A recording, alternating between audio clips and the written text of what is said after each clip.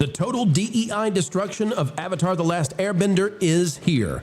They've cleared out all of the voice actors who played the roles before, replaced them with people who sound nothing like the characters should, and now after a leak, they're claiming this is the reason the thing will fail. Today, though, we've got an exclusive bringing to you who's behind all of it and why a liberal, woke white woman is in charge of taking down yet another franchise.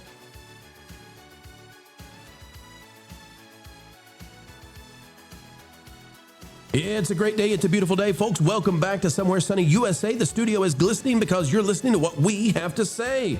Click the like button, subscribe, and let's dive into the destruction, total DEI takedown of one of the most popular cartoons ever in the history of entertainment. Marvin, have you heard about this? The entire Avatar film leaking online. Have you heard about this? Yep. Yeah, we actually have a article waiting in the wings to go out today on that Park Place by Cham Lee about this. It's pretty insane. What's even more insane is the fact that they thought anyone was going to actually want this. Boy, I tell you, they have screwed this up royally. Jonas, you've unfortunately, I mean, you would never have wanted to have seen it, but you have seen clips of the show, right? Yes, I have. Yes. I got into Avatar because my kids were watching it, and so I'm familiar with how good the original series was, and maybe there's a copy that's been made available to me of this. So. And the media is going to try to spin this because now that it's leaked online, the media is going to try to say, well, that's what destroyed the interest in it. Right. As opposed to of when Jamie Foxx blamed the leaking online of Annie for the failure of that film. Let's talk about it. This is really bad. And I know we've covered this already on the channel at least once, talking about how DEI has destroyed Avatar: The Last Airbender, the resurrection of it. But it's getting way worse, and I'll explain why. And the hypocrisy is off the charts. Max Memes posted this on X. Toph's original voice actress was fired from the role so they could hire a blind Asian woman instead. Because according to DEI rules, you have to hire somebody who's exactly like the person that you're playing. But I'm here to tell you, folks, the number of blind Asian women in the voice acting community, probably not that many. And then trying to find one who sounds like Toph, probably zero. And that's what we're finding out right now is you watch. Right. Well, that's the point. They've put out this movie. Well, they were going to put it out. It's leaked out. But they're going to put out this movie. And the movie has characters that sound nothing like the beloved characters that people are accustomed to. And it's all at the feet of DEI. But folks, before we go to the panel, what if I told you that somebody is in charge of this? And I know, well, like we had to wipe away every non-white person out of the voice cast except for the guy who makes animal sounds, Bradley Baker, right? D. Baker. Guess what? Guess who's in charge? Would you say that because of this, surely the person in charge of this new Avatar film must be an Asian person? I mean, it just has to be, right? Nope, right? 2 white guys. And they hand it off. Even worse, not 2 white guys. Well, the 2 white guys are in charge, but the director that they put in charge of it, Lauren Montgomery. So Lauren Montgomery gets to be in charge of making sure that Avatar: The Last Airbender is as Asian, as authentically Asian as can be. This is the tale of liberal white women. I'm telling you, I cannot get over this. All the voice actors have to be changed. All the voices have to be, switched up. We got to find a blind Asian lady to play a blind Asian kid in the film. Meanwhile, Lauren Montgomery sees no problem with directing the thing. Marv, I'll hand it to you first. How much do you love this? How much do you love this karma? So I am a huge Avatar: The Last Airbender fan. I have been. As am I. I loved it. I thought it was perfect. The guys who run it, Brian and Mike, collectively known as Bryke, are the 2 wokest soy boy things I can't say on this show that have ever walked the earth. They have so much guilt over being who they are that they are overcompensating and trying to appeal to this disgusting woke mob that is just clamoring for them to make everything as diverse and gay. And did you see the one thing that like their people, like their crowd was screaming about when that first clip came out?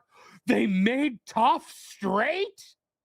That was their big takeaway. How dare you? Because no matter how much you give to these people, it is never enough. Ever. Don't try to appease people who don't want to be appeased, because they have to be the victims. They have to sit there and scream about how this is not perfect for them as they have it in their mind.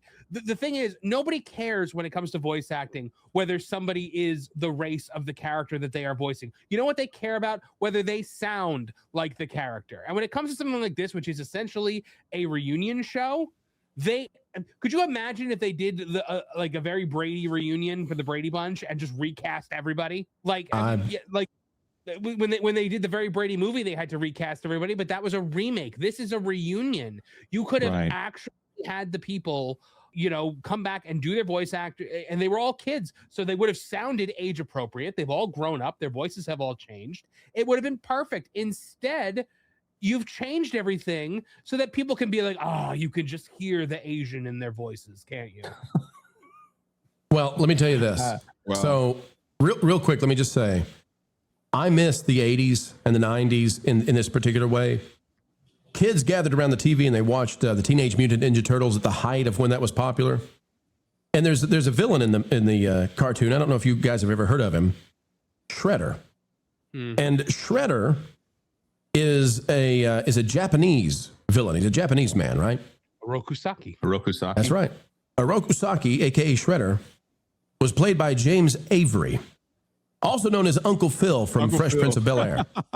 That's right. And when you find that out, nobody who has any sense in their head goes, "Oh, I'm so offended. How dare he play a Japanese man?" No, we're all like, that is so cool. You mean to tell me that Uncle Phil was Shredder? Oh, that's awesome. And that's the world I want to be in. I want to be in the world where we let people play these characters. Mm-hmm. Go ahead, Marv. I was just going to say, if Lauren and Brian and Mike actually stuck to these convictions, they would have stepped aside and allowed Asian producers and an Asian director to come in there, taking no money for it, and giving all the money to the Asian community. Yep. So, Jonas, would you like to know what Lauren Montgomery is most known for? Oh, please go ahead. I'm sure this is going to be rich. Asking for the manager at the local Arby's. Previously on Things That Have Gone Woke, Lauren is most famous for being the director on Voltron Legendary Defender, which even Medium, which is no centrist publication, was debating, is this representation or exploitation of the LGBTQIA++ groups? So, Jonas, she went from one pot to the next pot, and she's going to turn Avatar into pot. And now the defense is, and I kind of wonder, Jonas, did they leak this on purpose? Because the Ellisons pulled it out of theaters. That seems to have been a very smart choice.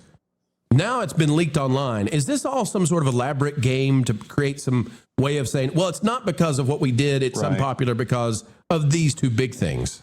Right. The other option would have been just to release it straight to Paramount Plus or even HBO Max, since I guess they're going to own that in a couple of months here.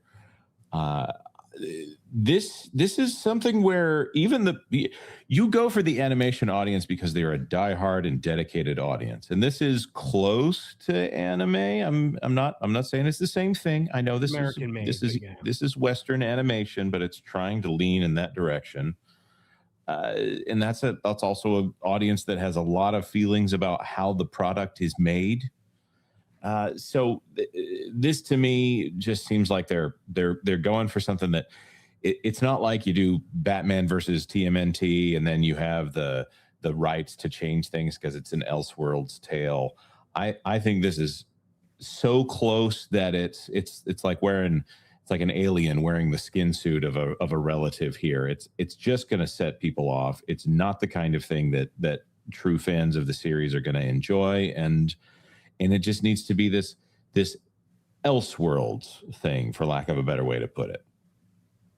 So, Riot, this is one of the things we've been following here. I don't like the hypocrisy of it, where you've got this white lady and these white guys, but everybody underneath them, they've got to be ethnically authentic to their roles. But but they're in charge to make money. This is the same thing we saw with Bob Iger at Disney, where and the website was cited for this by the FCC in their investigation at Disney. We found out that Bob Iger, the head of Disney, was getting paid raises because of the quotas for races being hired at the Walt Disney Company. Meanwhile, Bob didn't have to go. He got rich off the scheme. And I don't like this idea, Riot, of where these people, these white guys and girls at the top of these companies or these studios, these projects, they institute these changes below them, but they don't have to live by them. What do you make of this idea that they're virtue signaling from the top, but never affected by what they're doing? Well, yeah, I mean, that's the whole point of this, man. And you have to understand, too, it only goes one way, right? It only goes one way. They can care less if a black actor took a white character's part or an Asian actor took a white character's part. But if an Asian actor or actress takes any other part, right, then it's problematic. So this only goes one way. Now, I can understand if it was like equal across the board, and if a character is white, it should be played by a white person, right? Like that just, okay, fine. If you're going to play this game, let's do that, right? But that's not what's happening. What's happening is it only goes one way. Now, the people at the top, without getting into all the BlackRock and Vanguard stuff, because we all know like that is a huge factor in this, especially with Disney. I don't know about these other little companies, but with Disney, for a fact, BlackRock was cutting them checks. Of course, the people, Bob Iger is not going to step aside so that a black person could take his job, right? I mean, come on, that'd be crazy. But right, yeah.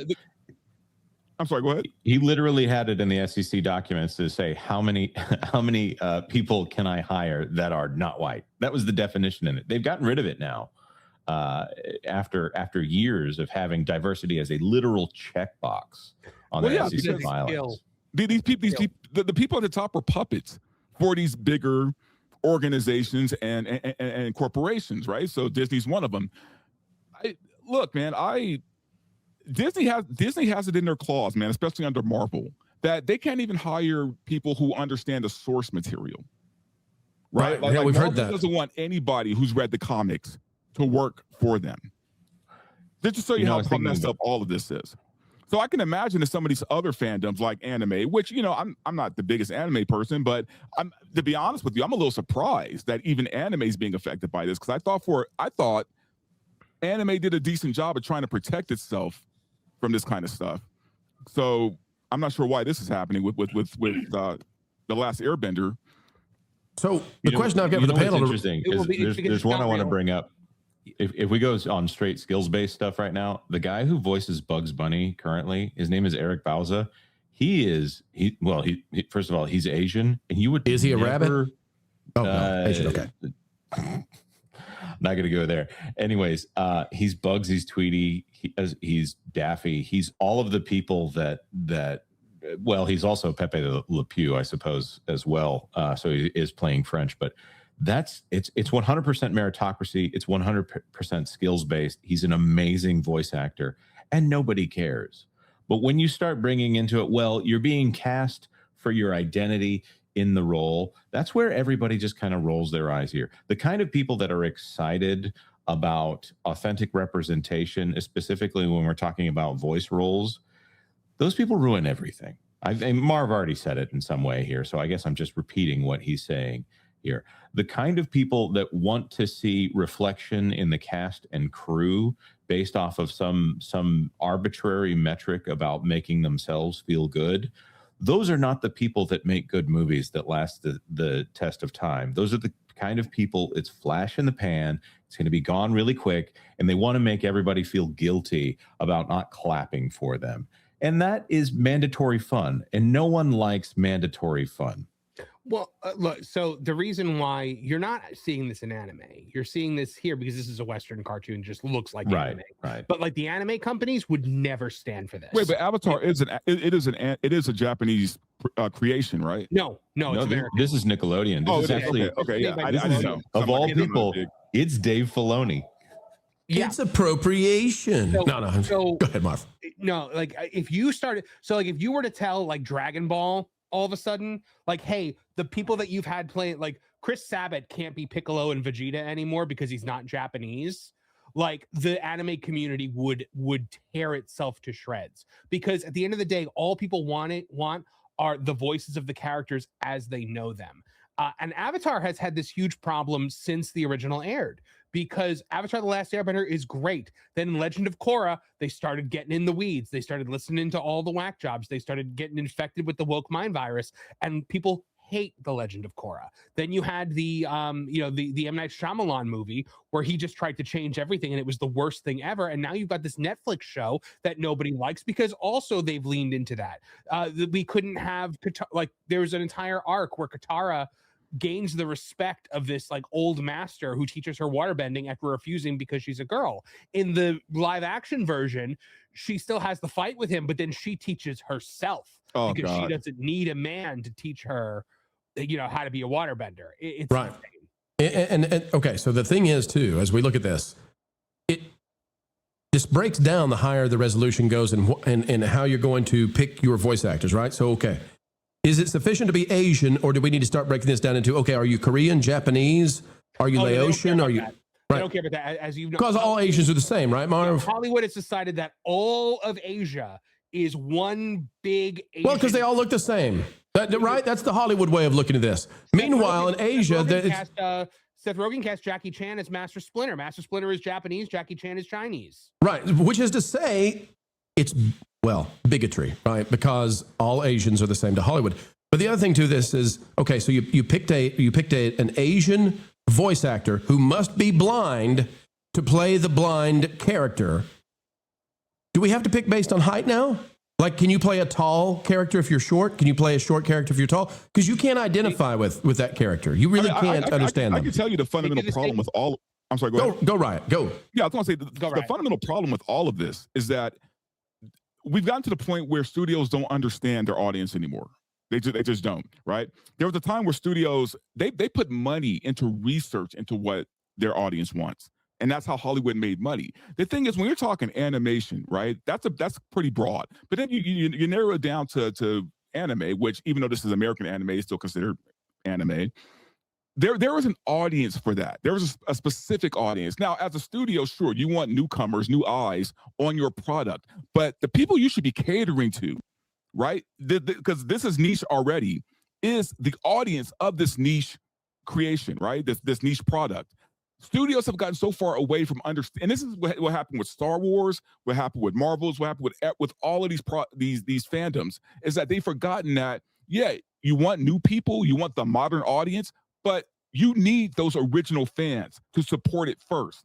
And they've lost track of all of that, man. And especially with this kind of, and well, look, I mean, I guess, The Last Airbender is pretty big. I'm not going to call it niche, but it's still niche compared to like a lot of other fandoms. Right? Mm-hmm. So when you don't have the fans on board for something like this, normies are not going to jump on board with you. Well, the other thing too is, they've inverted the goals. So if you're casting for the voices on this, what is goal number one? Goal number one is, I need whoever plays this role to sound just like the character aged up. Okay? Now that means that the kid who played Aang, who might not sound the way that you would expect Aang to sound as he gets older, might not be the one who's cast. But the girls who sound exactly the same, just now they're a little bit older, go get them, right? The goal, the number one goal of casting should not be, okay, I've got this little blind Asian girl. I've got to find a little blind Asian girl to play the blind Asian. No! Well, you need to find somebody who sounds like the character, because millions and millions, like literally, they pulled this out of theaters because they're so worried about it. That would have made, if you did this well, it's a $400 million movie. You're costing people hundreds of millions of dollars by casting in an inverted way, Marv. We saw this with X-Men 97 also. They refused to let the girl who played Jubilee, couldn't play Jubilee anymore because she wasn't Asian. So, we saw that kind of stuff. But what we've also seen, like what I said about how they lump all Asians into one, they do it with Hispanic folks too, because Rachel Zegler clutches her pearls because there are people that say she wasn't Hispanic enough to be Maria in West Side Story. I'm like, lady, you're Colombian and she's Puerto Rican. You're not, according to the rules of woke, you're not able to be Maria. Also, she plays Snow White. Yeah. Right. But no, there was no problem with that. Right. And really when it comes down to it, the whole philosophy is, well, not white. They're okay in any direction except whiter. Yeah. And what do we want, folks? What do we want? We just want to go be entertained and have lots of people have lots of opportunities, lift everybody up and stop Stop dividing, man. The division is too much. Let's end it. The woke era needs to go away. It is market toxic, so let it go.